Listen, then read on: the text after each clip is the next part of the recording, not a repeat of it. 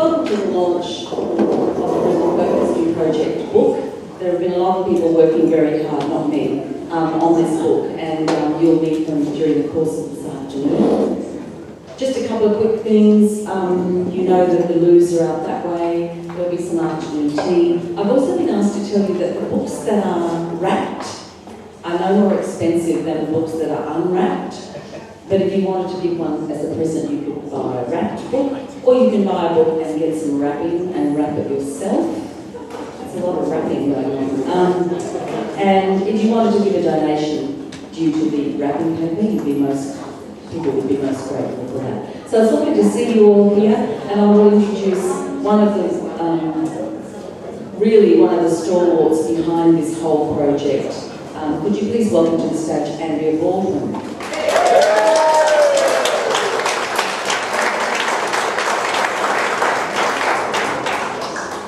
Hello, folkies.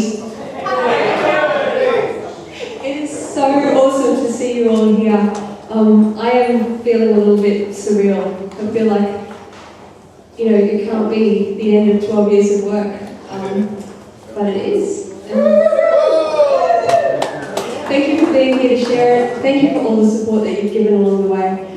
We will be saying some more thank yous as we go through the afternoon, and I'm sure it still won't be enough. I would like to begin though by acknowledging the traditional custodians of the land on which we're meeting today, the Turrbal and Yagara people, and pay respects to elders past, present and emerging. And I guess one of the things I'm really pleased about is that in the book we're able to talk a little bit about the fact that most of our traditions that we are bringing to the folk scene are from other places. They're from the UK and Scotland and Ireland and America and Canada and France.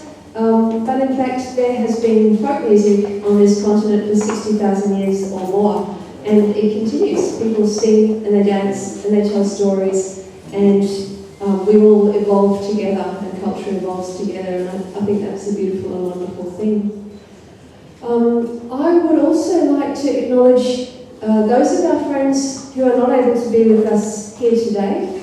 I think there are a lot of people who gave interviews and insights and have their images in the book who have moved on and gone to their great festival in the sky or wherever they have gone to. So it would be nice if we could just have a moment of silence to remember absent friends.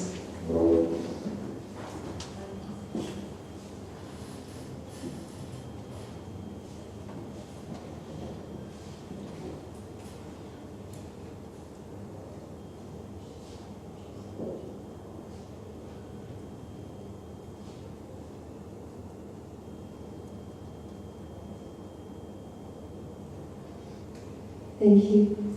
We love you all, guys, wherever you are. Now, it gives me great pleasure to introduce somebody who has been really supportive of the Brisbane Folk History Project over the last 12 years, as has his organisation. I'm not sure if people understand just how important the Brisbane City Council has been in supporting the Brisbane Folk History Project over the last 12 years. We've actually had 3 Brisbane Community History grants from Brisbane City Council. They have all been absolutely invaluable. We could not have done the work we've done without them. There was one early on that helped us with the original oral histories and the transcriptions and the coordination, a lot of the work that had to be done. Most of the work on this project, I have to say, has been volunteer. There have been hundreds and thousands of hours of volunteer work. But some things we have had to pay for, and BCC has stepped up and really helped us with that. So there was that one early. There was the grant for the YouTube channel. Who's seen the YouTube channel? Yeah? How good is the YouTube channel?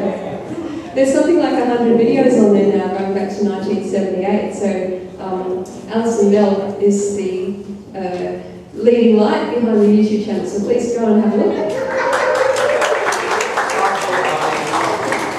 And then most recently, we needed to actually pay actual printers and buy paper and ink and all those kinds of things. So Brisbane City Council came to our rescue again and gave us a Brisbane Community History grant to allow us to actually publish the book. So please make really, really warmly welcome Councillor Peter Maddock.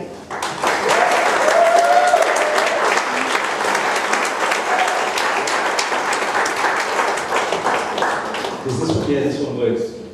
Andrew's taller than I am, so I'm going to use this one. Well, good afternoon, ladies and gentlemen. Can I, of course, begin by acknowledging the traditional custodians of the land upon which we meet and pay my respects to elders past and present. And can I also acknowledge a few people here with us today. I've got Sue Whiten as our MC, and Sue, you've got a much better, yes, give her a clap. I thought I had a pretty cool title as Chairman of Community Arts and Lifestyle, but Sue's title in my notes here are Long-Term Brisbane Folkie. Not old, experienced. And of course, Mr. Michael Tully, President of the Brisbane Folk History Project.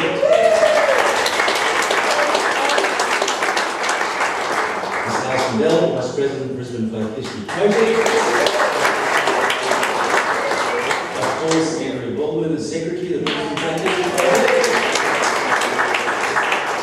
Members of the folk community, and Ms. Laurel Dingle, Queensland Music Coordinator with Queensland State Library. And folkies, one and all. Well, thank you. Yes. Well, it's great to be back here again. I was here in June. In June we were here to launch the project, and we saw some of the initial clips from the YouTube channel. And for me, it was a great pleasure to be here, and in education as well. I think when we spoke at the time, I kind of pictured folk music as something from the 60s, kind of a Dylan-esque thing. And of course, I was so wrong. And that was an important part of my education on this journey. So it's great to be back here to launch this amazing book. I have bought my copy. Yes, absolutely. Yes, I bought my copy. And I just wanted to take the opportunity to go through some of the stats. I think Andrew was talking about it before. This is quite amazing. Over 2,000 photographs, conducted and transcribed more than 50 interviews, digitised nearly 30 video recordings. So the group and this book are a collection of notes, biographies of at least 200 members of the Brisbane folk community over 3 generations. And when you think about this, 12 years invested into this. This is amazing work. You should be absolutely proud of what you've done. You know, the council provides the support, which is great, but the doing by yourselves as a group, that's the most important thing of all. So if we can facilitate important books like this, then our work is, you know, absolutely essential to achieving important outcomes for you. I actually started reading this. I put this down. There's a really interesting part of this book. I was just flicking through before, and there was a page here. It's on, I haven't got my glasses. Andrea offered me her glasses a second ago. But it was about the origin of the Folk Centre here in Brisbane. Now, I had no idea, but when you read through here on page 58, there's a recollection. We're going back to 1963. And the thing that really got me, this says here, a couple of coffee lounges had started in Sydney, but at that time in Queensland, you couldn't sing in a pub, and there were no coffee lounges. I'm kind of wondering why. Did the singing get in the way of the drinking? But anyway, but it goes through it and talks about it, and the first thing that came to my mind was, what kind of coffee did they have back in 1960? and it answers my question. It says here, there's only one thing. It's got to be proper coffee. None of your damn instant stuff. And you had it at the Royal Geographical Society, which at the time was in Ann Street. Now, I only know it as being on Milton Road, next to Forex. So, this book is amazing. I intend to continue to read this. This is absolutely brilliant. I love history, generally, but understanding and appreciating the history of our city is absolutely fundamental. So to all of you who have contributed to this book, thank you. You have done a great deal of importance for our city, and for all of those that pick this up and understand the history of folk music over the last 50 years, but importantly also, as Andrew was saying before, for those folkies that are no longer with us, well, yes they are. So to them and to you, thank you very much.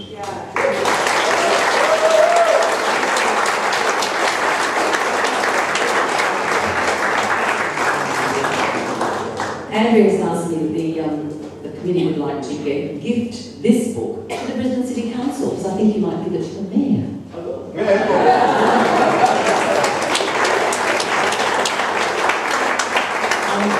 Our next speaker is Michael Tully, and Michael's been involved with the project since the very beginning, and he's worked very hard. So I'll ask Michael to come up and talk to you about the project. Hi everyone, thanks for coming. Thanks to Councillor Matty for a great speech. He's a very hard act to follow. I probably won't get as many laughs.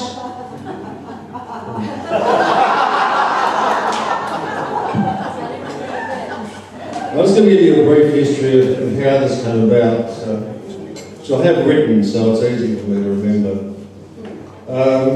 I've never been absolutely sure who came up with the idea for this project. It grew out of a conversation I had with Alison Bell at a party at Rose House, which is a house which is infused with folk music and folk culture.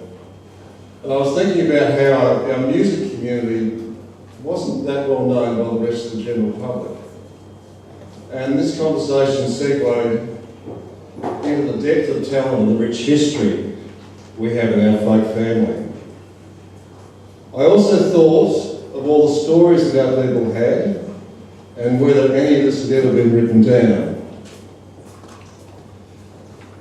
So the following Monday I went to the State Library and I was rather dismayed that apart from some local bush band newsletters, there was no mention or reference to the local folk music scene. So I thought it was time we might try and correct this. Our first meeting was convened a few weeks later. The president of that first meeting were many folkies who have been passionately part of our folk family for years. Judah Bacon, Anne Infant, Alison Bell, Michael Bourne, Lonnie Martin, Roger Holmes, Mary Patel, Angie Kitzelman, Don Jarney, Rose Bryde, John Holmberg, John Thompson, Josephine Franklin, Elena Bond, Andrew Baldwin, Mick Rostrom. There are probably many others, but I can only take this from the minutes of the meeting. But there are a lot of other people who supported this and got involved. So all present played a vital part in getting this project up and running. My original idea that it would take about 2 years to complete. That was somewhat off the mark. Many of the original committee had to leave and get on with their own projects and lives, and after about 5 years, our committee settled into the form it still has today. Myself was president for life, despite the fact that I kept trying to resign. Andrew Baldwin, Alison Bell, Mary Patel, Julie Whitley and Chris Wright. About 3 years into the project, my son was born. I needed to back off a little from the project. So, from that time, the project has been carried by those wonderful people on the committee.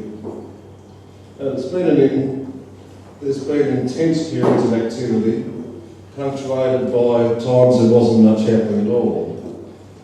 And this was in keeping with my original brief to our members that we all had lives to live, and while the project was important, it should not take them over. So, 12 years later, here we are.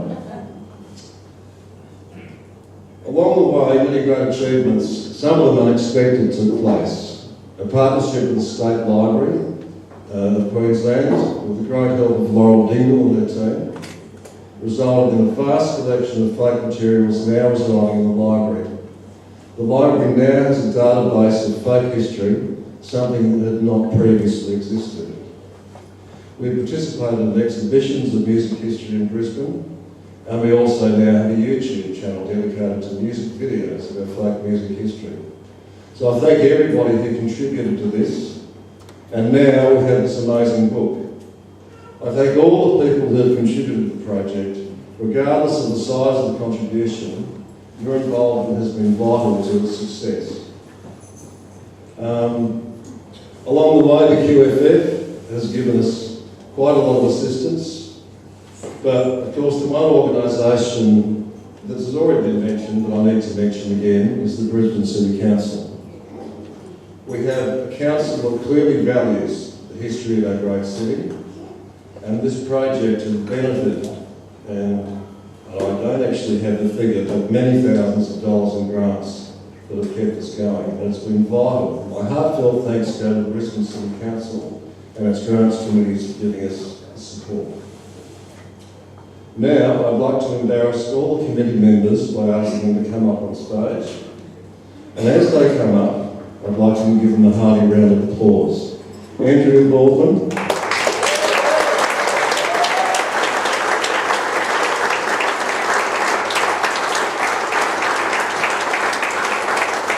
Alison Bell.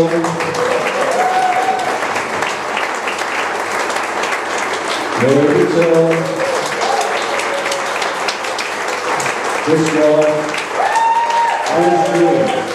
Ruby Hickman.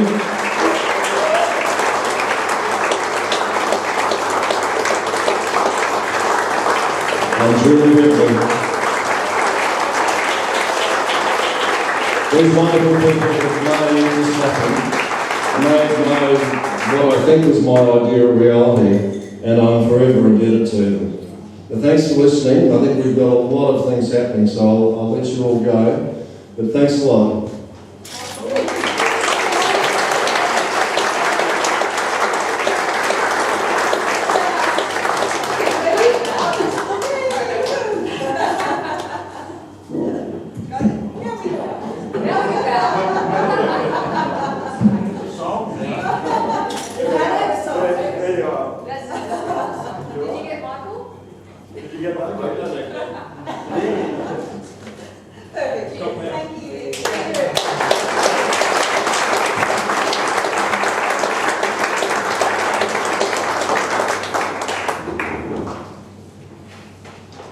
Yes, it's an amazing achievement when you think that all these people have lives and families and other things to do. So please buy the book.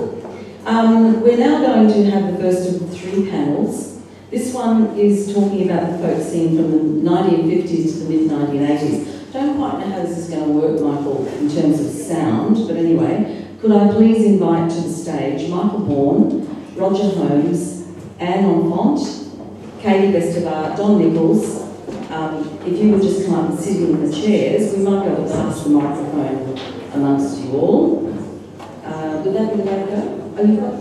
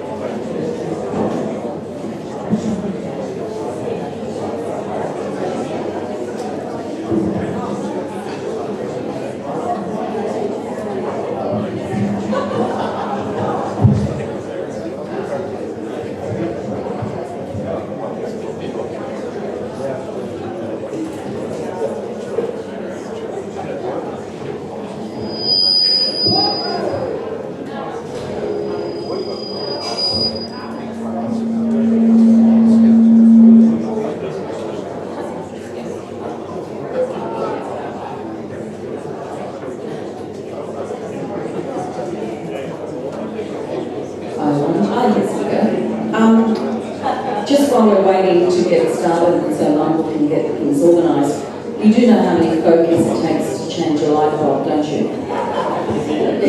I think it takes 4. 1 to sing the song and the other 3 to make up a song about how good it was in the old days. And that's what we're going to talk about. So Michael Bourne, can we start with you, please? Now Michael, I've got a timer and I do have an invisible hook, just so you know.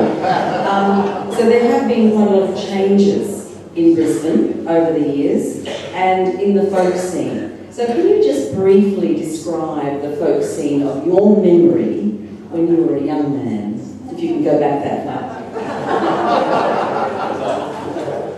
But speak into the microphone, please.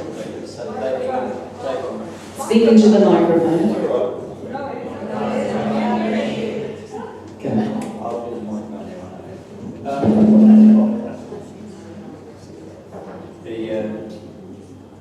The changes, I suppose, originally it was mostly driven by the American system and popular music, converted times, folk-based, hip-hop, and all that sort of stuff.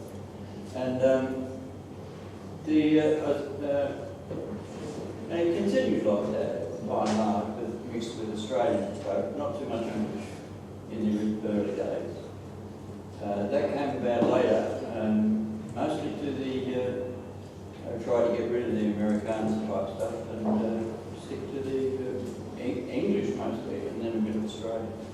And Roger, you might like to talk a little bit about the early folk clubs, the folk centre, for example, and that would be where you and I first met. Can you talk about the folk centre? Well, folk centre was my first wide exposure to folk music, and back then, of course, it was dominated by Wakeroos who used to do 3 rackets every night, and their repertoire Was fantastic.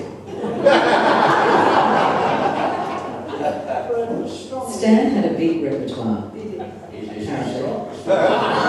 Sorry. Strongly influenced by the Weavers, which is a good thing, I reckon. Yes, And also by the Clancy Brothers, Yes. which is probably a good thing. Yes. But there are a lot of other influences. Stan had picked up a lot of stuff in his own collecting activities and from the other collectors of Australian folk music. And of course, the people who came in and sang just in blackboard spots, they had an enormous exposure. Possibly too much of it was the American contemporary stuff, but then again, there are a lot of good songs being written by the Americans in those days, so you can't criticise it too much. But also there was Ken Evans and Keith, like Ken doing the Australian folk songs, Keith Smith doing all the English stuff. The traditional English stuff, it didn't get all that much of a run.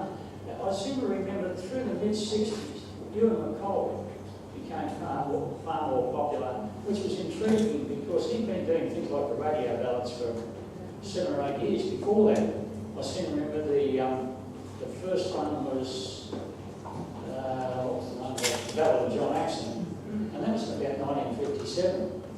And he did his other 7 or 8 radio ballads after that, through into the early 60s, but the impact of them didn't come through until the mid-60s, as far as I remember, in Brisbane.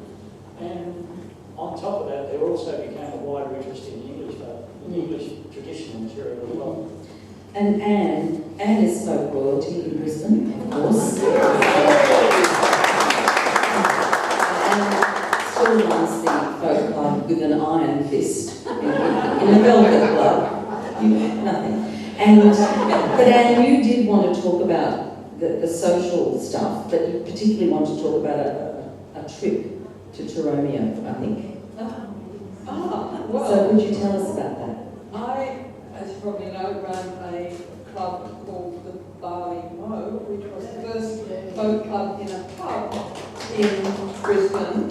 And I got the idea, I've been to New Zealand singing there, and I've been down to Melbourne singing there, and I really like, when I come back to Brisbane, it seemed like a really nice place. And so we started that, and later on maybe I'm going to have that happen, but you want to come back to it again. So somebody sang the Brisbane Ladies all over the station one night, and we got into this discussion about the place names and whether they were true and all these different places along the song.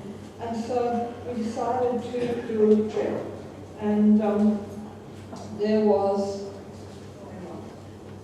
she's called me out of order here.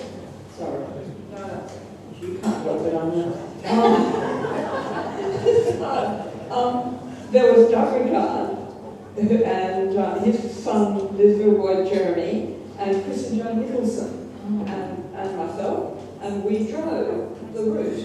We started in Wall Street in Toowong, girls of Toowong, which was where the original markets were, the original place.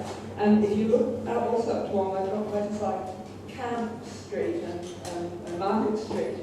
And so we started there, and we went on to Newmarket, where they moved to later. And we just followed up the song. We went to Caboolture, Kilcoy, Collington, past the Stone House at Moore, which we were delighted to see was still there, except the very disgruntled owner was getting fed up with having people coming and looking at it, was trying to put it down, but I think it's still there. And we finally got to Toromia, Homestead, and we met the Palms, who owned it at the time, Pat and Brian Palms, who were fascinated and made us very welcome, and invited us to stay, put us up at their place, introduced us to the locals, including this really, really elderly guy who made whips in the old traditional manner. And his dad was a woodmaker before him, and he told us absolute certainty that Steve Hart had escaped the fire at Glenrowan Inn and had moved up to Queensland and was working around the properties there. And he knew this because his dad remembered this young man coming through with very badly scarred back. He got his shirt off, clean, washing himself in an outdoor pub. And he said, well, his dad, like from presumably where the burning timbers came off his back. And he said, he was told, his dad was told, that Steve Hart, he was not to tell anyone that he'd seen him. So I don't know, but that's part of our folk history too, and no doubt that story goes around like this too. The Palms were at the time, they had their own stone building, a stone storehouse, which was built by the same man as built the stone house at Moore, the pub, and they were creating a museum there, and Pat Palms was cleaning up their cemetery. They had a walled family cemetery, which was lovely. And then later on, we went back and visited the Palms again, and took various people with us, and the next time there were these festivals going on there. And we had an annual Teromio Folk Festival, and the Palms seemed perfectly happy to have all these hairy bogies turn up and take over their property and camp in their home paddock and swim in their creek and sit around the campfire singing all night. Really, really good times there. And that's how that came about. And Doug Rickard was always very annoyed because his friend Alex Hood was a close friend of his. Alex Hood always said that he discovered Teromio Homestead, and Doug Rickard said, no, we were the thing. That was how it happened. Lovely. Thank you.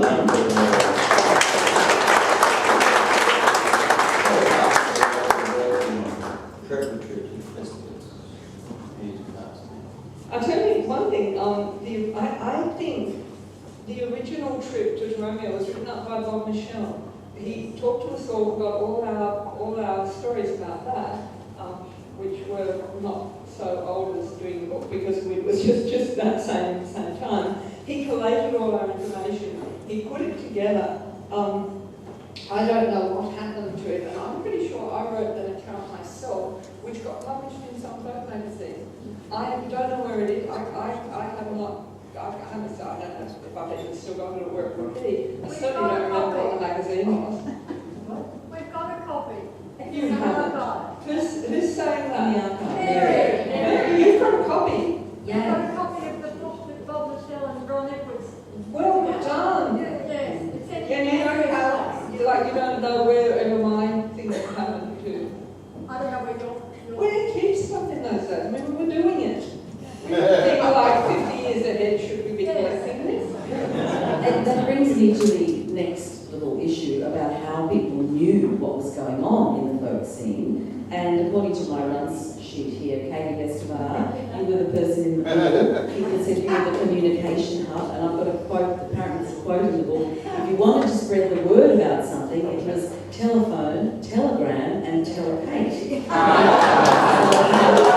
In the days before Facebook and Instagram, how did people know what was on? It'll be on. Katie talks a lot. Just talking to them. Well, I do talk a lot. And I'm finally come to not be ashamed of that. I'm a talker. Okay. But we saw a lot of one another. There was all those houses in Manila Street, 4 houses in Manila Street, that were rented out to folkies. They had a communal backyard, except for Russell's place. And I was on the phone a lot every week trying to find 5 people for the folk club on Saturday. No, I can't do Saturday, I can do 3 weeks' time, I can do 5 weeks' time. But I only have 3 people that are going to need 5 for this coming Saturday, which is pretty lucky.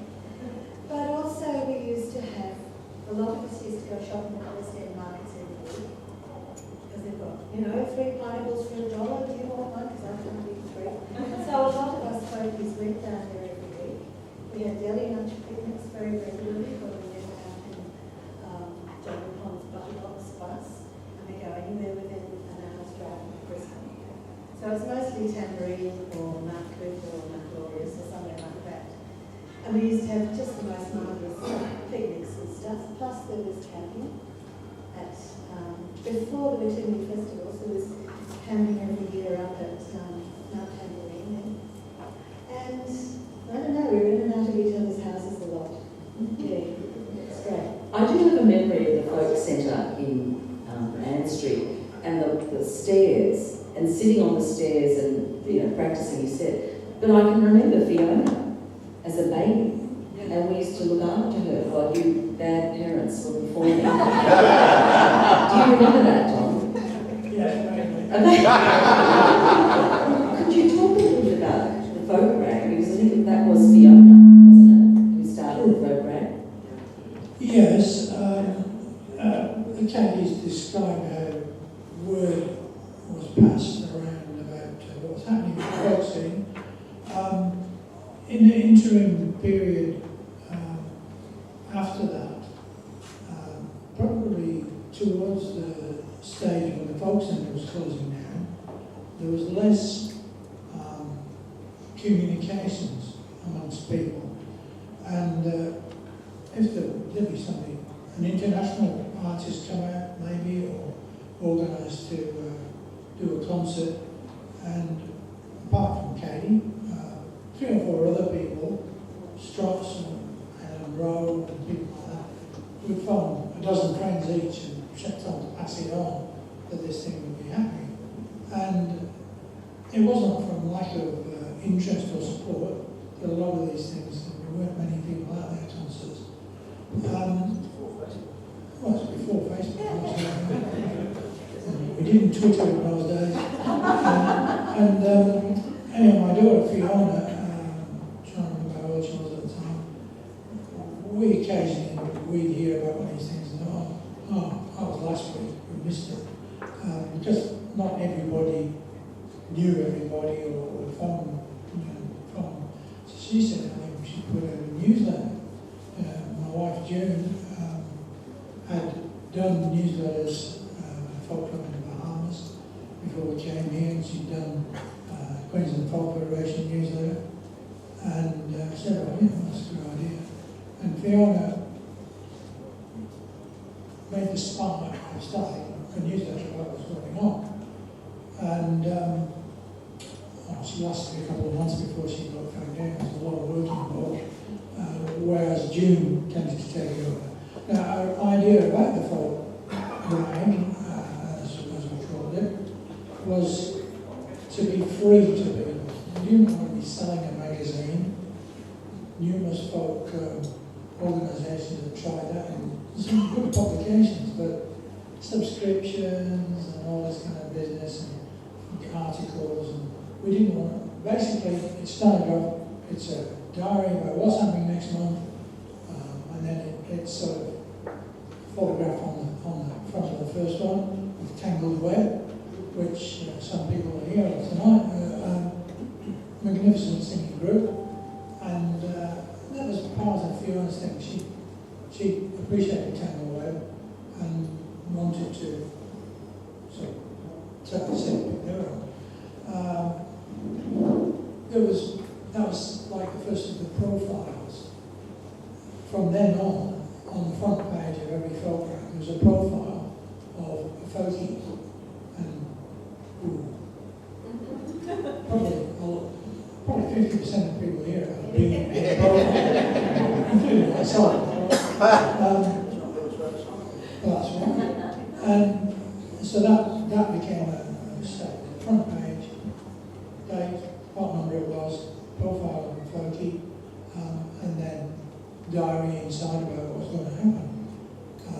Then a couple of people, Julie McGonigal in particular, started contributing tunes, just a little tune to go on the back as a filler, and nearly always traditional material. A lot of people have still got that stuff collected. It's obviously not the only place you get particular tunes, but some people have learned their tunes from some of that material now. And over the years,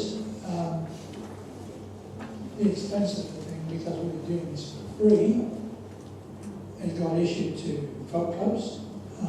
So I'll give a dozen to the folk centre, sent to the Barley Mow. I don't know if actually they happened to the Barley Mow, but anyway, it was a folk club, or we knew there was a connection. We'd send a few of these, then people started wanting it regularly. So we said, well, send us envelopes, stamp addressed envelopes, we'll mail it to you. But by the time we got to that, we started publication getting into the hundreds, and we needed to raise some funds. And that's the origin of what we call the new concerts. The first one was in November '96, and what we do is we put on a concert. Artists gave of their time freely, and the funds raised from that would usually, in fact most of the time, would cover the next quarter of payment for the folk rate. We never charged for the folk rate. There was a couple of people who wanted to put in ads. We didn't want advertising as such. There was something that said the only way to continue this is to raise money with advertising. Well, eventually we did a few, but it really, somebody who supplied sound equipment to the folkies, or somebody who repaired instruments or something like that. There was never, as it says in the book, actually, which I noticed, there was never a Joe's Fish and Chip Shop in there. So I presume we could make money doing that, I don't know. It wasn't a particular exercise. So that crept in, then people started bringing little articles, the odd cartoon, and by the time I finished, I don't know how many pages it was. It was a lot. Then, of course, the things had to be collated. We got them photocopied by a printer who, in latter years, was very, very good. It was cheaper than getting the things properly printed. And June was a printer, and she knew she worked for a printer in one sense. Could have got these things done up at a certain price, but it just wasn't competitive with this printer who basically photocopied them, did a grand job, a good price, and continued until we ceased with that. And it was a kind of folk slaves who every month used to staple and collate these things, stuff them in envelopes. Some poor bugger would take a big box full down to the post office and mail it. But many people helped in that regard, and we got up to the period after June passed. An awful lot of work involved, computer work, and she was a stickler for design and printing, which is what her trade was. It then proceeded on to a couple of people who helped in the background, and Michael, who you already heard from, took over editing it, and that continued again until the printing side became not manageable, but we were getting more into the stage of Facebook, not Facebook, but getting things online. And that's when Michael really came to the fore, organising that. As a result of that, our fundraising wasn't necessary. We still continued with folk rack concerts because the artists just enjoyed getting an audience, such as yourself, who just shut up and listen to them. Many artists and groups played in pubs, and you know what pubs are like. I almost as noisy as you lot were before we started, and it made a lot of difference. Our last concert was number 80, about 3 years ago, and sad to see it go, but you know, these things. That's what started the impetus of this whole information side. Could you please thank Don for his involvement?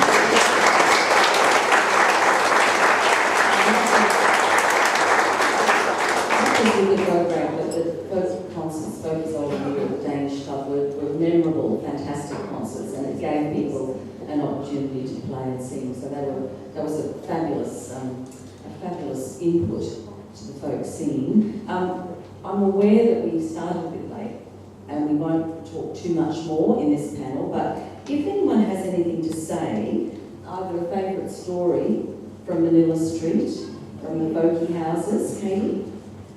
Yes, we used to have some good backyard concerts there. Martin Carnegie came over from England once, and Dave Yes. And we had the backyard of the baskets and the other two of the other houses.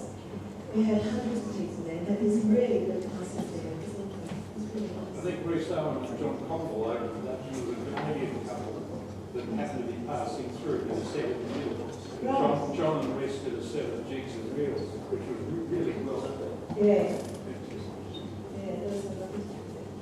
And I think people coming through Brisbane even now will come here to the Red Hill Folk Club. And people just seem to be happy to come and sing and play for no money, which is amazing. Anybody else want to talk about the international scene before we close this panel and move on to the next one? Can you tell the story about the copyright on Wall Street and how you used to escape it? What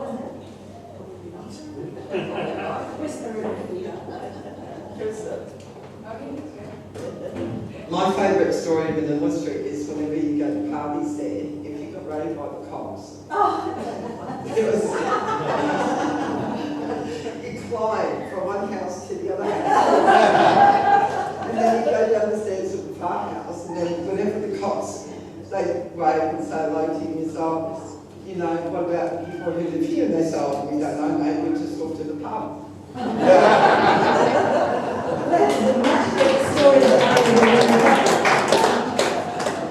So would you please thank the panel members, Don Nichols, Roger Holmes,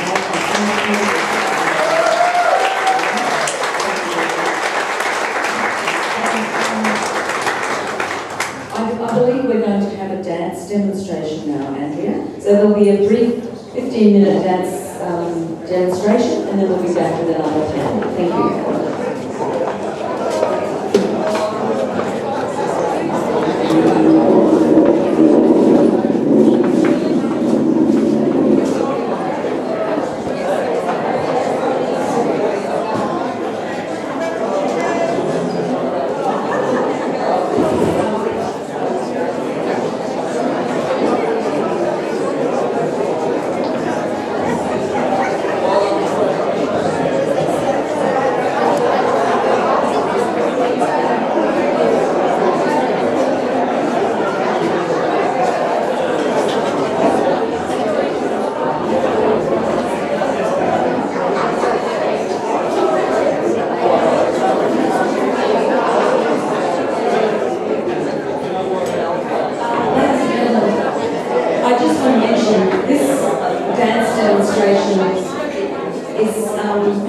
It's good to see that these traditions are continuing, and Terry just pointed out to me that his granddaughter, whose name I've forgotten, Pearl, how can I forget such a beautiful name? So we've got grandfather and granddaughter, so the tradition continues, and so please enjoy this demonstration of dance.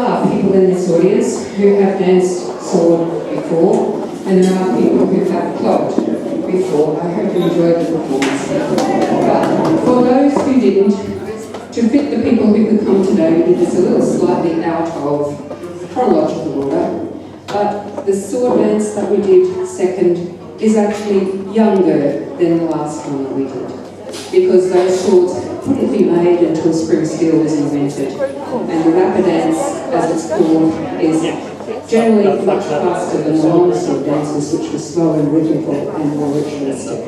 So I just wanted to point out that there is a reason why we do a range of dances, and we hope that you enjoyed them.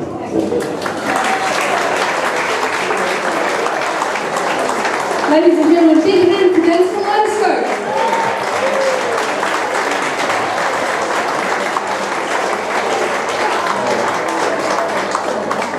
Okay, now is the time to get your drink and come and settle down again, because we're getting our second panel on stage. And these people are representing folk-friendly activities.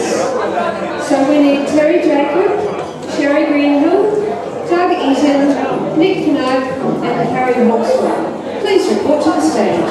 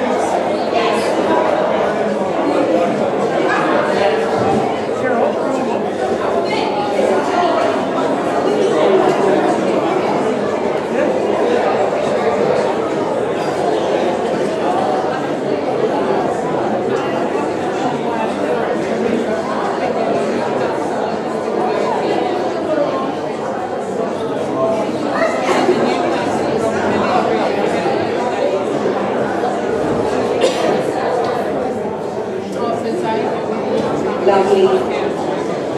Okay, now I'll just fill you in a little bit about what's going to happen. So we've got another, this is the panel about folk-friendly activities for about half an hour. Then it's afternoon tea break, and then we'll have one last panel which is about folk in the modern day. When we have finished that, what we did after the YouTube launch was while we were packing up, we had a lovely singing session, and then we all buggered off. So we thought we might do the same thing again. So do stay and have a bit of a sing at the end and help us take down the bunting, and that's the way things will go. So, and the other thing is that during afternoon tea break, I'm going to get 3 copies of the book and put them out along the table at the back.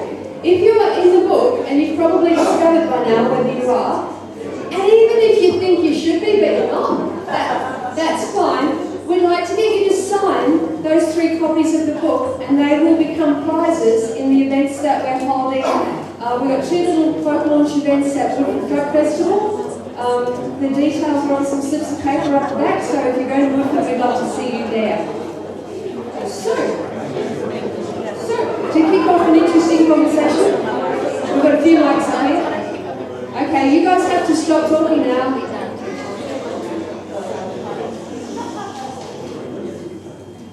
Thank you. You need to stop talking because these guys are going to talk. So, I would like to ask a question to Terry Jacob. Terry, you've been around a while. You've been watching. So, I formulated a great big huge question, but you're allowed to answer it in a specific way if you like.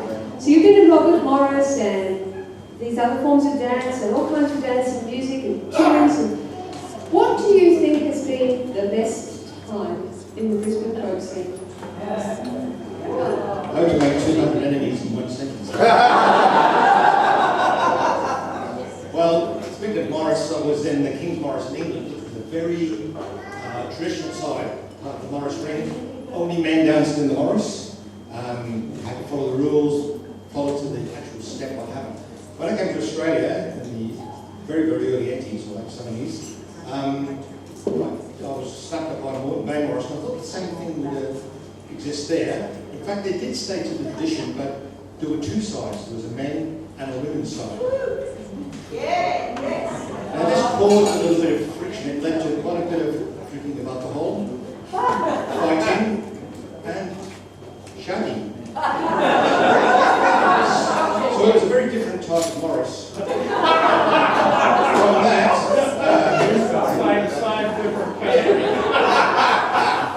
there was very similar to groups like Rapscallion, who were in just for the crack and the dance from morning to night.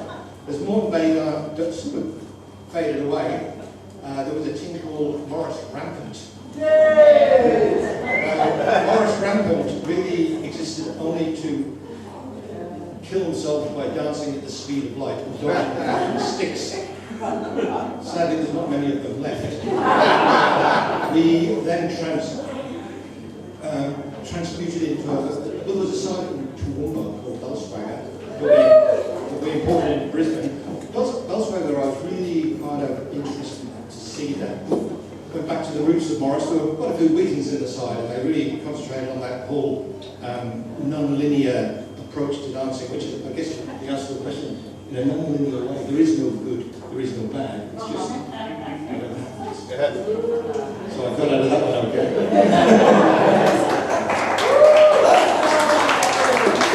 Fantastic. I'm in Bellswagger and I had no idea we had such deep philosophy. Sherry, darling, speaking of deep philosophy, dance has been part of human culture for centuries. Why should people living in modern Brisbane get involved in dance? Okay, my first comment is nobody should, but everybody should want to. And that's my aim with dancing. There are, Paul, your glasses are a little stronger than mine, I left mine at home, but anyway. For me, dancing is fun. That's why I do it. First and foremost, it's about fun. And it's fun that is made by combining human movement with the rhythm of the music. And if you don't have that magic, to me, it's not dancing. It's challenging. There are simple dances that you can do, but for me, I like dances that have a lot of pattern and that you have to actually work out to make them look good, such as the sort of dancing that you saw just now. It doesn't just happen overnight. You have to work at it, and you can so very easily go wrong. So there is a challenge in dancing for me. There are many other benefits that I feel, and top of that list is the social connections that you make. I love dancing because, as you've seen today, although I've had many people tell me you can't, we have our youngest current dancer in my overall side is 12. You have turned 12, haven't you, Pearl? I know, actually, because she is not here today, although she's asked me to purchase a book for her, our oldest dancer is turning 83. So, to me, what's really lost in modern society is that we segment our people. Young people are meant to do things together, old people are meant to do things together. Let's not do anything together. But in folk dance, you can, and it's heaps of fun to do that together.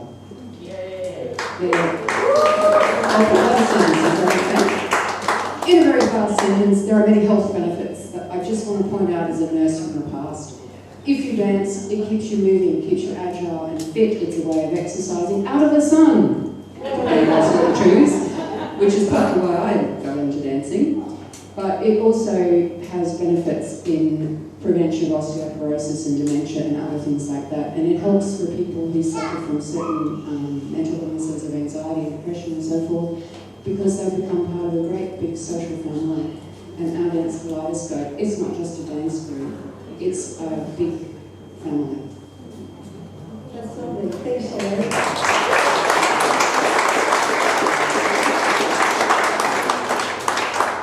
Now you'll see that the folk-friendly activities chapter has a bit about dance, it has stuff about poetry, songwriting, various different sorts of things. So we couldn't represent all of those on the stage today. So we've got the lovely Doug Eaton, who's going to tell us a little bit about instrument making.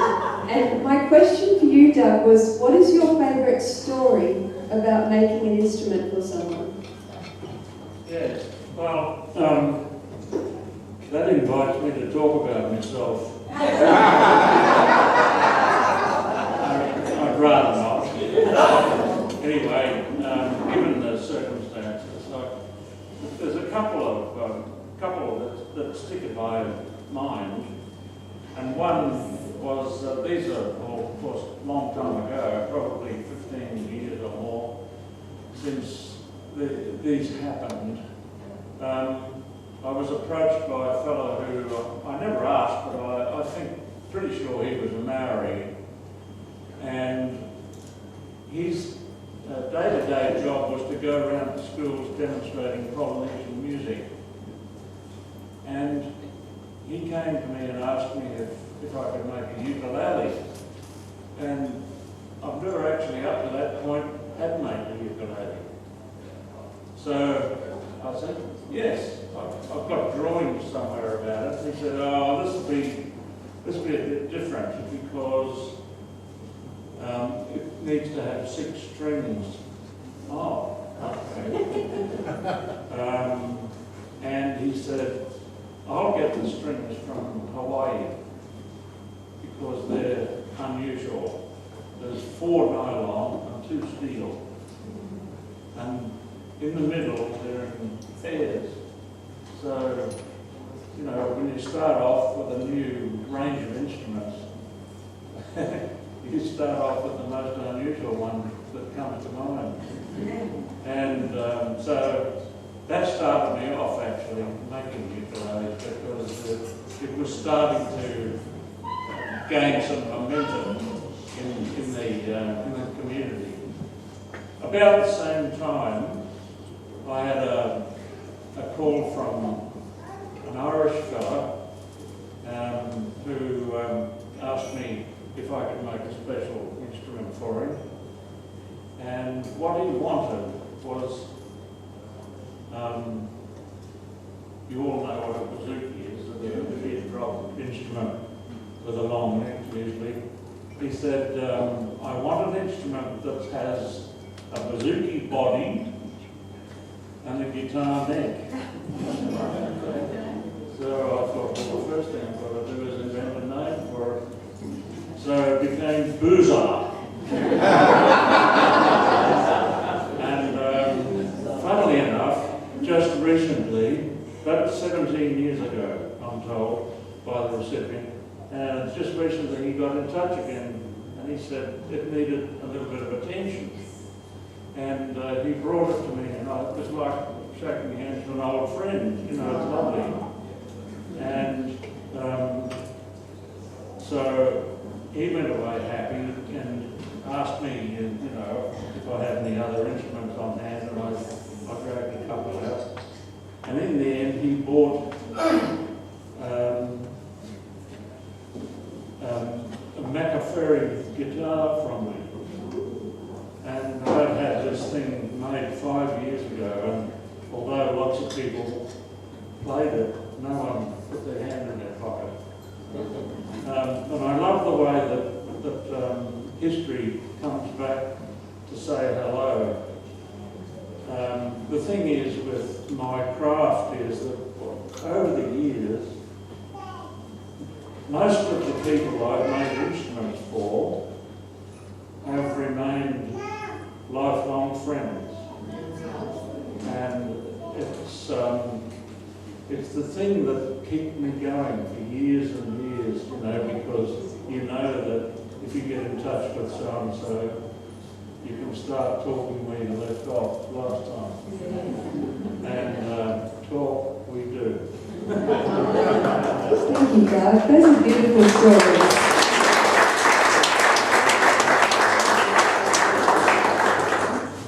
Now, Nick, we had a little bit of a discussion yesterday. I'm going to give you a microphone. I keep getting in trouble for the terminology I use when we're talking about people who dress up like people who lived in a different time. And I will get Nick to explain why I keep getting in trouble for using the wrong language about this. But my question is, Nick, why? Why not? Who doesn't like dressing up and hitting each other with swords and axes, after all? Sticks. No, what we were talking about was the difference between the concept of reenactment and living history. Reenactment, as it suggests, you're reenacting something, but in Australia here, we're not really reenacting anything. That all happened somewhere else with the periods that we're looking into. What we're actually doing is living history rather than reenactment. So, for instance, when they reenact the Battle of Waterloo, in Waterloo, that's a reenactment. We don't have that here. We're not doing anything like that. So what we're actually trying to do is keep alive various crafts and aspects of lifestyle that came from our distant past. And people get into it because they feel some connection either with their heritage or perhaps they just like the look of the thing, you know. But generally it's very good fun and we try to encourage people. Lovely. Thank you, Nick.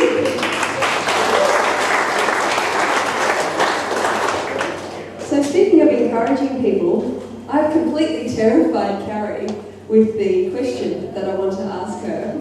So I'm going to have to give you a little bit of background. So Jenny Woodrow is here somewhere. Where are you, Jenny? Jenny?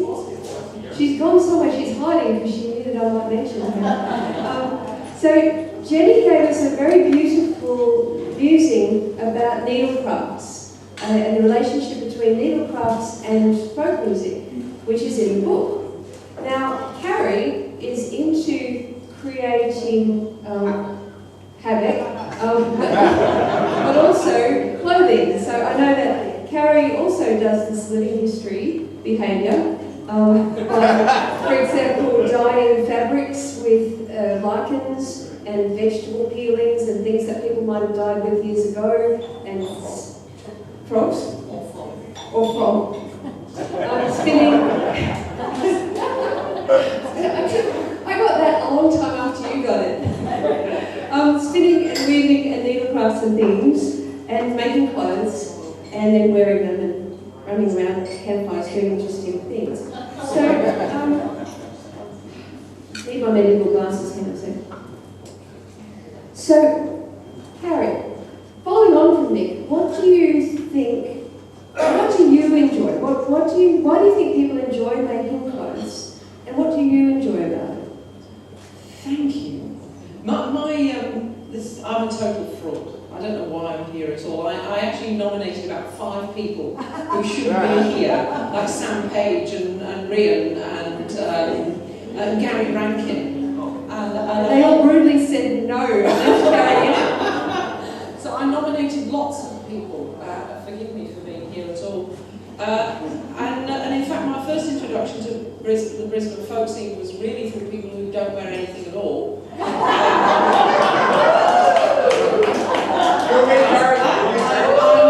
a proud member of what was the Sauna Club, and they're all, well, they're not all here, but there's an awful lot of you out there who know exactly what I'm talking about, who used to eat and swim and take our clothes off on a Sunday night. And I reckon if you can do that, you're a folkie. So Sandy McCutcheon and Susanna Clark's house in the Gap was a bit of a hardcore enclave for a lot of the folky, that folky art arts, literature, music, politics crossover that actually made it very easy for me. And one of the reasons I'm a complete fake is I got here in 1999. In fact, I got here on the 9th of December 1999, which means I wasn't here for any of this book at all. But it was that moving in from an English tradition into this Australian one that made it possible, and that opening up of that focusing through the Sauna Club and the people connected with it. You know who you are. And through that I got involved in the living history people and a lot of textile things. Now my grandmother and my great-grandmother and my great-great-aunts were all textile workers. My grandmother was a seamstress for the Co-op in Manchester. My great-grandmothers and all of her sisters all worked in the mills in Oldham and Newton Heath, and so that's very much where I grew up. And so my dad is a pigment chemist, which not many of you probably know. And so all of this was sort of always there in the background. Growing up in Oldham, you know, you go to all the Morrison, you go to all the 60s revival folk stuff. So when I came out here, the folk scene was very much, thank God, because I would have left if it hadn't been for this, because it was that combination of recreating and reconnecting with things that might have been lost, that whole lost traditions, and connection to where a lot of us are from. And you only have to look at the demographic in the room to know that all of us are from somewhere. And it was that connecting back to that tradition, I think. And I think textiles, it encompasses everything from Jenny's splendid knitting and spinning through beautiful embroidery, and Sam Page does some very lovely embroidery, and Rian's knitting, and Gary Rankin's fabulous tapestry work. I'm very interested in pigments and dyes and natural dyes, and all of you've got a quirk. I bet there's not many of you in here who have had a crack at something like this at some point. And I think that's part of it, is that reconnecting with lost trades and slower traditions and handcrafted, bespoke, you know, whether it's bespoke fiddle playing or bespoke needlework. We like that authentic, made for us in the moment of who we are and where we've come from, even though we're all of us a long way from our actual traditions. And I think the other one about textile crafts is it's really multicultural. It moves beyond that tradition that we might recognise and into. So I do nail binding and single needle knitting, and that's a tradition from the Aboriginal tradition. It's a tradition from the New Guinean bilum making. It's in the South American and indigenous North American traditions as well. It's a very ancient craft. It's at least 10,000, if not 20 or 30,000 years old. And so we're reconnecting, and we're also looking outwards, and it's still very active in a lot of traditions around the world. So I think that's it. I think it's about reconnecting with things that otherwise we might have lost, and things that are authentic and that we are connected to. And she said she didn't have answers to that question.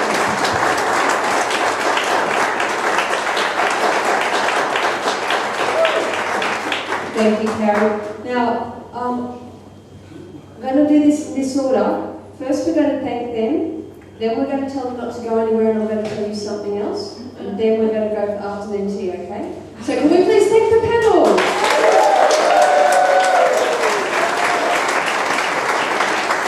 Okay, don't go anywhere. This is the second thing, and this is really important. Woodford Folk Festival are awesome, and they have donated us some prizes. They have donated as first prize 2 adult season with camping tickets to this year's festival. Second prize is 1 adult season with camping tickets to this year's festival. And the third prize is also 1 adult season with camping tickets to this year's festival. The raffle tickets are available from Shez, the raffle ticket queen. They're $5 each, they're $10 for 3, and they're $20 for 10. It's worth it. Like, as you all know, a Woodford ticket is gold. So you only have the afternoon tea break to buy the raffle tickets, because we're going to draw the raffle just before the last panel. So please, everybody, enjoy your afternoon tea. Can we have another big round of applause for our 2 panelists?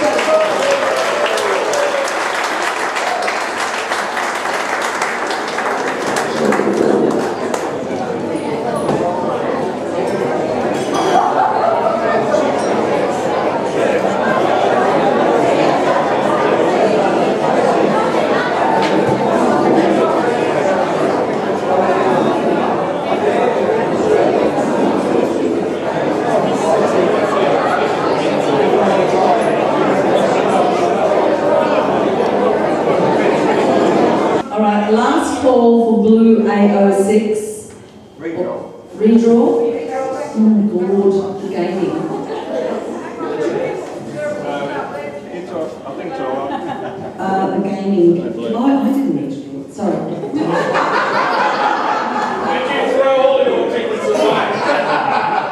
I did, but I remember the numbers. Oh, it's blue. A23. Blue A23. Who's got the blue? Now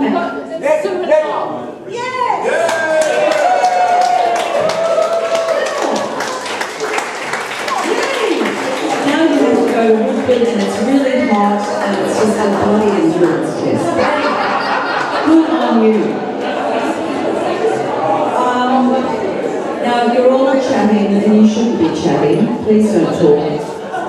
Andrea is going to come up in a minute and share the third panel for today. And that's going to be, that's sort of younger folkies. I don't know why you're on that panel, Rose. Anyway.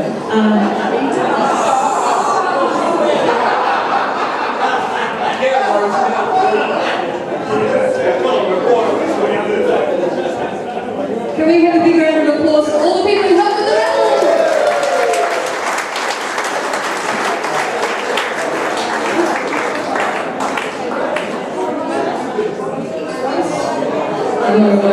Rose is being proactive. She's on the stage. So is John Jarmy. So where are Dale and Annie and Nicole?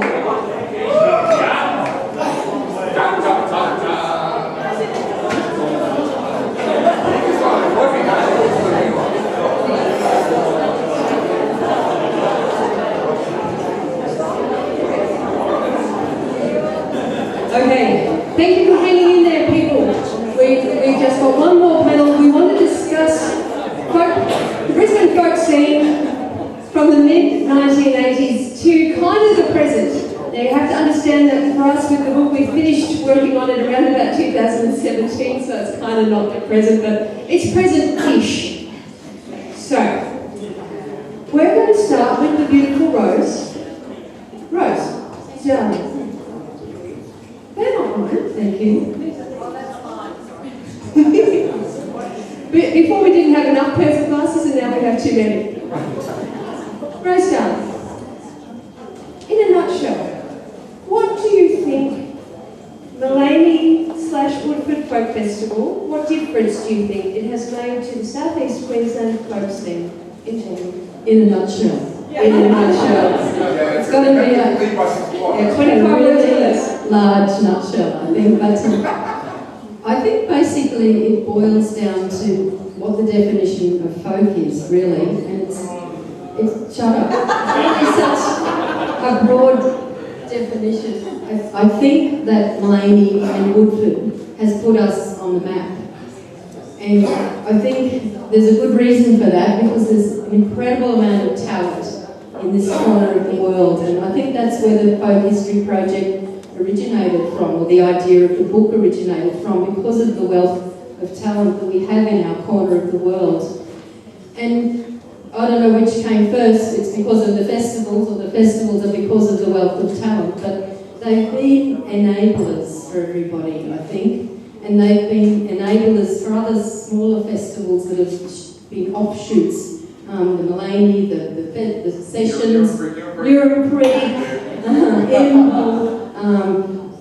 Women in Voice, Festival of Small Halls. There's just a string of things that have been offshoots from the fact that we've had our wonderful festivals here, Woodford and Mullaney, and we've gone to them and supported them. So the only other thing I think that they've been important in facilitating was, when we look at the age of our cohort, with the greatest amount of respect, we are all getting a bit older. And some older than others. Some of us choose not to have birthdays. But the only thing I really want to say is that it's very important to bring the young people along and to get them engaged with the music. And I think the folk festivals and the sessions are doing that. But the sessions are just cranking now with young, really good players. And that's what I want to see. and that will never die. And as long as I've got anything to do with Woodford or Mullaney, that I'm going to keep supporting those sessions and the young players coming through. Rose Crow, ladies and gentlemen.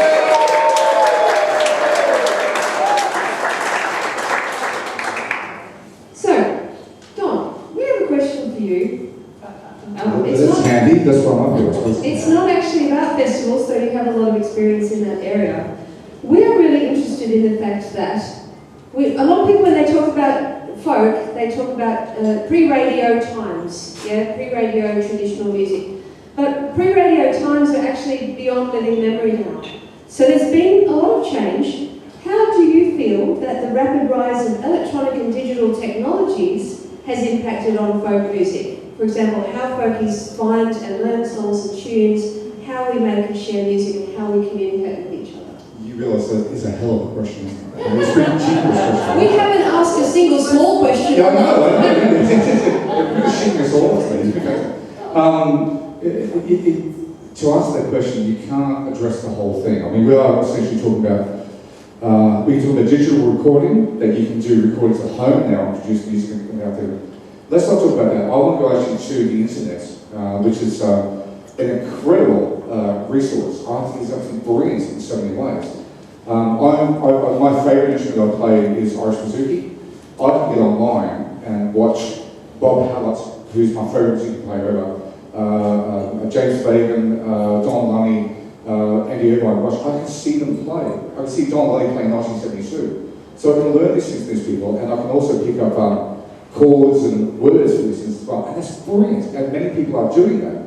And many young people are doing that as well. And this is where I'm going to the other side that I think is actually not very good. Because what I really think that I got out of folk music when I first got into folk music was personal contact with people. Sessioning, especially that's my love of life. Don't tell my wife. But sessioning and being with people and learning from people with contact in sessions and playing in bands and whatnot. I've met a lot of young people in recent years who call themselves folkies. Now, I'm not looking at the slopes. I'm really not. I mean, because of a folk musician, but they don't really have an understanding of what folk music really is all about. And that's not their problem. That's not their fault, sorry. It's the fact that they haven't had the chance to sit and play and share. But a great example is the Jacob family. We're talking about 3 generations of fantastic musicians and fantastic dancers. And that is a family thing. It's brilliant, and I respect them massively. And they're great. But it's not just family as well. It's mates. Andrea and I have been very, very, very good mates. Best mates for about 33 years, something like that. And I took Andrea down to the session at Story Bridge a million years ago. And now she's the editor of this fantastic book we have today. And so, like, my influence by her is obviously work. That's for example. So, the thing about the internet, the electronic world is that, yes, it's a great resource that can't replace meeting and talking and playing with people. And not just music, friendship, love, and support. And that's what I love about our folk community. We have something like that. That's all.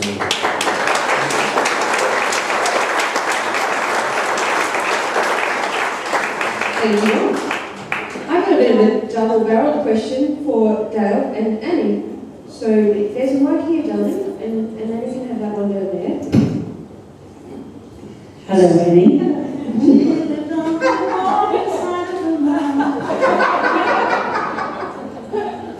Bonus treat. Okay, so you lovely ladies have been involved in the folk scene for quite a while. How have you seen the involvement of women in folk music change over time? Do you want to go first, Dan? Seeing I'm older than you, considerably, I'll go first. To answer that question, I have to step back to the 1980s, which is when this panel goes from 80s up to here, to just give you a brief look at where I came from. For the first 30-odd years of my life, I was in a very conservative, right-wing world where women got a secretarial job, got married, had kids and kept a nice house. I did all of that except that I couldn't keep my house nice no matter how I tried. There were too many things I wanted to try. And I really felt like an outsider. So, wind forward to 1986, and I decided to walk out of that world with my 2 guitars and 1 suitcase, and I went into a hall at Milton to learn how to do colonial dancing. And the door opened, and I walked into the arms of the most wonderful people I've ever found. They asked nothing of me except my first name, and they taught me how to dance. And I then realised that, okay, these are folkies. These are the people that my mother wouldn't let me mix with at folk centre. Drugs, you know. And all of a sudden, I felt not an outsider, but like I had found a family I truly belonged. Now, the reason I had that long preamble is that the thing that I noticed most is that people didn't say, what does your husband do? They just said, what do you play? And it was such an egalitarian world that I had come into. Women and men were treated equally. Most of them had nicknames, we didn't even know their first names. And, you know, it was just a world of equality. And I guess it's because of our mostly left-leaning social conscience world. But this is what sets us apart from other industries, such as rock and roll or country and western. They're interested in the bottom line. We are a community. And the only thing that I have noticed, getting to your question, is that over the years, and this particularly applies to concerts of mostly Celtic music that is played to outsiders, there seem to be a few cute, hair-tossing, mini-skirted fiddle players come onto the stage. Now, little boys. I noticed that they're cutest and toss their hair most when they're playing to outsiders, not to folkies. And I think we all cringe a little bit when they get up there and do their thing. We just went to the, what was it? Folk Festival? Dorrigo Folk Festival. Absolute, raw, beautiful talent. Young women playing in their bare feet, just absolutely focused on their fiddle playing. None of them toss their hair. And there's one more thing. The other thing that I have noticed is that in the Morris sides, the women now wield sticks equally with the men. So that's the only difference I've seen.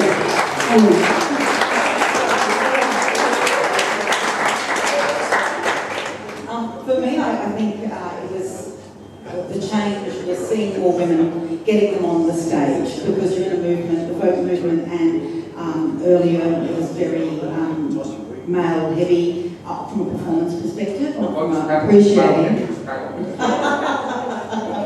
But I think that was one of the things I loved about Woodford. I remember one year to try to change that culture, Bill asking that all the MCs, we only invite female MCs. So you probably remember, Rose, so everybody, that the faces that you were seeing welcoming you were other women. So all of a sudden you were like, oh, you know, I could be up there too. That sort of inclusion was a fabulous thing. I think that made a difference. Also, I think from my experience, I became a folkie by accident. I was in this great band and we went to the festival and went, oh my God, we're a folkie, look at that. They're doing fine, this is great. So I come from more an alternative music background where I was writing a lot of original music, so I hadn't been brought up on track. And so that was a whole new world for me. That just blew my mind. But we were making music that was in the vein of those traditions, but we're writing new things. And, you know, folk music can be very political and very acoustic, and we were kind of doing that, but we had different things to say for our time and what we needed to do. And I guess that's where Women Voice started. That was an opportunity where, particularly in the rock scene, I think in Brisbane too, was very hot rock town, Brisbane for a while, sorry about language, but it was. And so we kind of went, oh, well, let's do what we want to do. And women were getting gigs, but gigs that were what was paying. I was singing jazz, terrible jazz singer, but they were paying, so I went there, you know. But I wanted to yodel, and so Women Voice, the first Women Voice was, let's do whatever we want to do, let's have an authentic voice, saying be who we want to be. And we must have done something right because it's 27 or 8 years or whatever going now, and so I think that authentic thing has connected with people. So to answer the question, I think seeing women being encouraged and deliberately pushed in an equal opportunity from here made everyone feel a little bit more welcome. We were already involved in enjoying music, but to be able to know that we had an equal voice of value to say what we needed to say was something that changed in that time. And I think for me, again, being at the Sitting Duck Cafe where a lot of the Brisbane contemporary folk clubs were having beautiful people like that doing the South and Dale and the Toowoomba folkies had come up and helped us, and our band models over there, One Straw, were running it. And West End itself was a very political space, and that venue was run by the anarchists before Cole took it over, and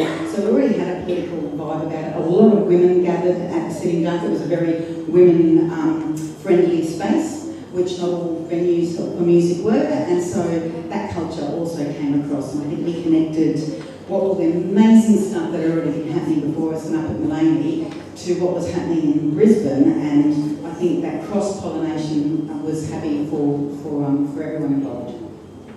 Thanks, Lenny.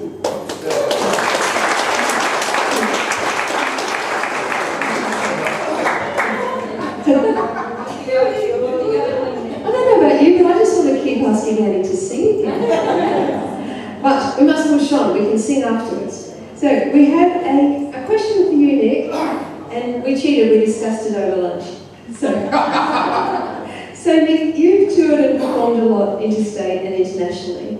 Can we talk a little bit about Brisbane folk in the context of the interstate and international folk scenes? So what do you think has been the biggest outside influence or influences on the Brisbane folk scene, and in what ways has the Brisbane folk scene made an impact beyond our borders? That's another one of those complicated, multifunctional questions, isn't it? 25 words or less. Yeah, I can't do this in 25 words or less. But the Brisbane folk scene really made me as a performer, and I'd have to say Woodford Folk Festival is the reason that I am a performer still. Because when I first went to Woodford, and this is going somewhere, trust me, when I first went to Woodford, there were signs everywhere. I went there the first year it was at Woodford, so 94, 95, and they all said, performers entrance, performers only, performers. And until that moment, my family had said, oh, Nicole, you're such a performer. Stop putting on such a performance. And I got to Woodford and went, I have found my spiritual home.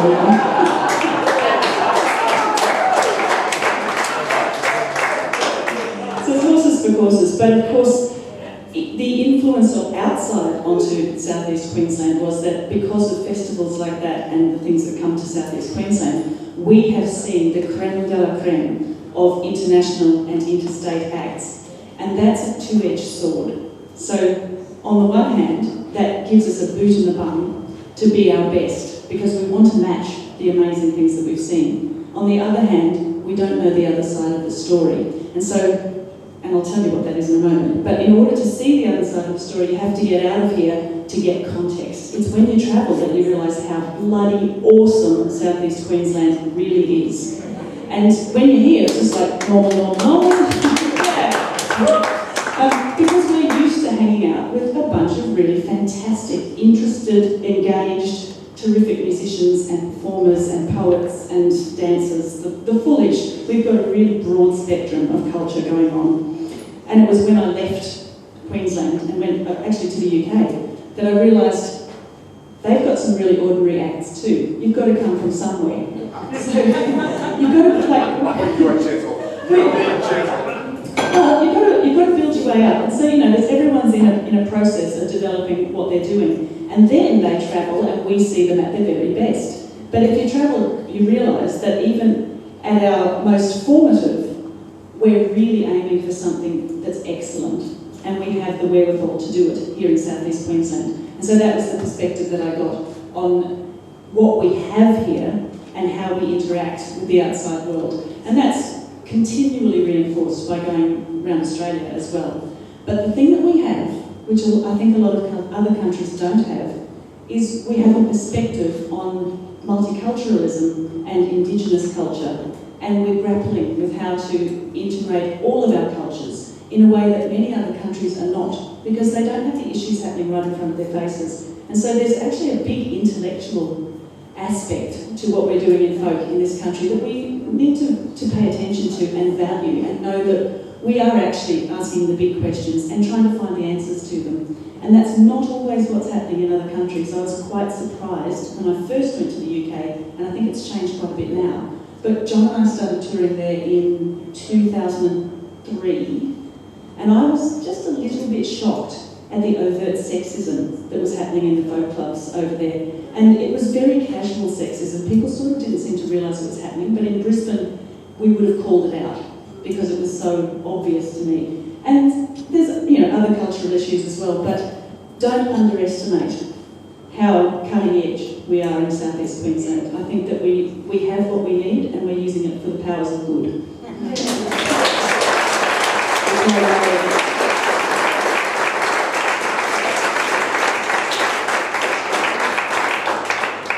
Now we're trying to stick to time, so we've actually come to the end of this panel, but I'll get these guys to sit just for a moment, because I wanted to personally say thank you so much, everybody, for coming today, B, to all the panel members who got up. Hey, let's give them all a good round of applause today.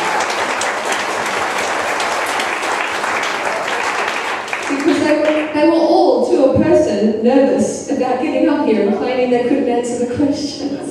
And haven't they been spectacular? But also to all of the people who have contributed to this book and to the Brisbane Folk History Project for the last 12 years. People like Helena and Ross who helped us sell books, and Shez who helped us to sell raffle tickets to today, the people who put up the bunting, the people who set out the chairs, the people who brought afternoon tea. And this isn't the only event that we've had so many. The people who take photographs, thank you, Mal. All about everybody that has been interviewed, everybody who has done volunteer interviewing, the fact checkers, the proofreaders, the CPX who printed the book for us, pre-post press who produced the book for us, Brisbane City Council who supported us. Most of all, from the bottom of my heart, I'm not the president, so it's not my job to do this, but I've got the microphone. The committee, the Brisbane Folk History Project Committee, Michael and Ali for starting it.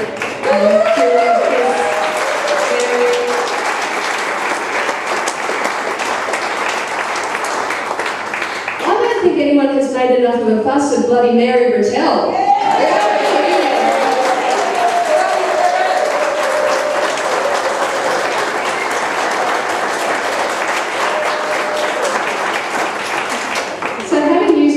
There is to say, I'm going to hand back to Sue White as our MC to end formally and properly, and she's going to curse me and say, what did you leave for me to say, Andrea? But I just want to say thank you. Can I just say one thing before we applaud Sue and in fact Andrea, but can I just point out to everybody that tomorrow is Don Jarmy's birthday. Can you just wish him a happy birthday? Champagne. Are you ready to sing happy birthday, Andrea? Happy birthday to you. Happy birthday to you. Happy birthday, dear Don. Happy birthday to you.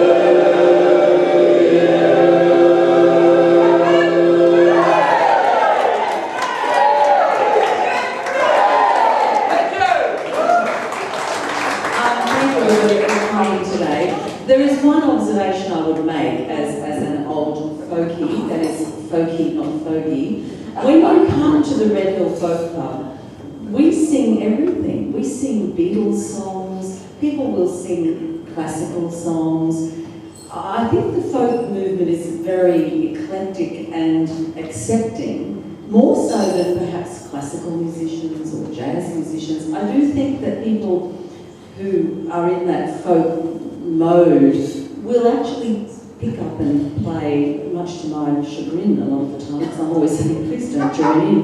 But folkies will sing any shit at all. And I think that's a really, really... Even happy birthday. Even happy birthday. So I'm in awe of the committee. I think this is a mammoth job. Anyone who's had anything to do with publishing will know that this is a huge job. They could have just stopped at the YouTube launch. They could have just stopped, putting stuff online and having a wonderful resource in the State Library. But this book is a really, it's the crown, what is it? The jewel in the crown, I think. So would you please give a big round of applause to the committee and to Mary and to Andrea and Michael and everybody else. And thank you for that. I think if you have people away, no, I think people do want to sing a bit, don't they? Just for the next. So by the time you get your instrument out of the case, we'll have to be gone. But anyway, do enjoy the rest of the afternoon. Thank you.